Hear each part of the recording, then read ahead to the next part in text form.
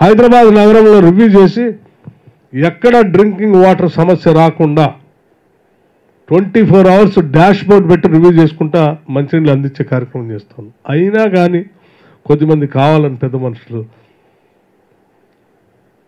ట్యాంకర్లు వచ్చినాయి, కొండలు వచ్చినాయి, బిందెలు వచ్చినాయి, నీళ్ళు రావట్లేదని ప్రచారం చేస్తున్నారు. మీరు అనవసరంగా ప్రజల్ని నీళ్లు లేకుండా చేసి ప్యానిక్ క్రియేట్ చేసి ఆ ప్యానిక్ సిచ్యువేషన్ నుంచి రాజకీయంగా లబ్ధి పొందాలని ఆలోచన చేస్తున్నారు తప్ప ఒక విషయం మర్చిపోతున్నారు, దీనివల్ల మీరు ఈ సమాజానికి చాలా పెద్ద ఎత్తున నష్టపరుస్తున్నారు అని. ఈ ప్యానిక్ సిచ్యువేషన్లో అవసరం లేనటువంటి వాళ్ళు కూడా ఎక్కువ నీళ్లు తీసుకొచ్చి స్టోర్ చేసుకునే ప్రమాదం ఉంది. అసలు అవసరం ఉన్నటువంటి వాళ్ళ నీళ్ళు రానటువంటి ఇబ్బంది ఉంటుంది. Don't create unnecessary panic kind of situations. Government is assuring the entire state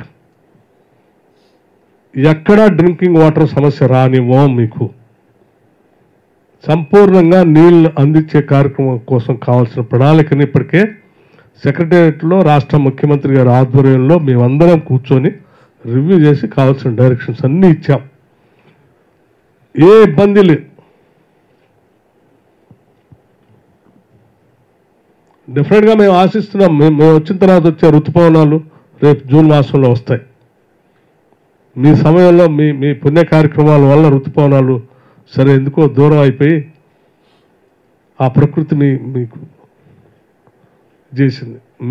మేము మా అందరం ఆశిస్తున్నాం రేపొద్దున వచ్చే జూన్ మాసంలో ఋతుపవనాలు బాగా వస్తాయని, తద్వారా రాష్ట్ర ప్రజలకి ఇబ్బందులన్నీ అధిగమిస్తామని ఆశిస్తూ ఉన్నాం. కావాల్సిన విధంగా ప్రణాళికబద్ధంగా ముందుకు పోతా ఉన్నాం. Drinking water is not at all an issue now. Everything is arranged and taken care. మీరు కట్టిన గొప్పగా చెప్పారుగా 43,000 కోట్లతో కట్టినటువంటి మిషన్ భగీరథ అని చెప్పారు. ఎడిపోయింది అది? మేము కాదు కదా కట్టింది. 43,000 కోట్ల రూపాయలు కట్టి అప్పులు తీసుకొచ్చి కట్టి ఏం చేశారు? దాని ప్రయోజనం కనపడాలి కదా. ఇప్పుడు తప్పిదాలన్నీ మీ దగ్గరే ఉన్నాయి.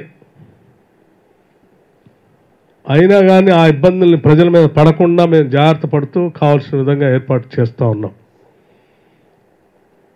ఇంకో ఆయన మాట్లాడతాడు, ఎన్నికలు కావాలనే ఉండనే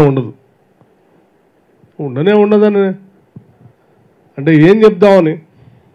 ప్రజలకి పనికొచ్చే అవసరాలను తీర్చడం కోసం మానిటర్ చేయాల్సినటువంటి ప్రభుత్వాన్ని డీస్టెబిలైజ్ చేసి ప్రజలకు ఇబ్బందులు సృష్టించి దాంట్లోంచి లబ్ధి పొందాలని ప్రయత్నం చేస్తే ఎట్లా?